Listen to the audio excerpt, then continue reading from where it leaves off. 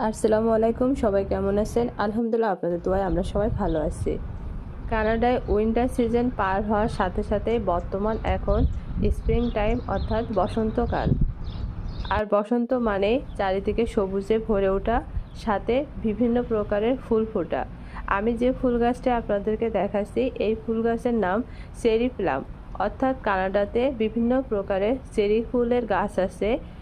আমি এখনও কাছ থেকে দেখিনি, আমি যতটুকু দেখেছি চেরি ফুল দূর থেকে, কারণ আমি এখনও পর্যন্ত বাড়ির বাইরে যে ওইভাবে দেখার সুযোগটা হয়নি। কিন্তু এই ফুল গাছটি আহনাফের স্কুলের পাশেই, আর এই ফুল গাছের নাম চেরি প্লাম। আর এই ফুল গাছটি দেখতে পাতা লাল, আর গাছের ডালটিও লাল, আর ফুলের মাঝখানে লাল আর চারিপাশটা সাদা।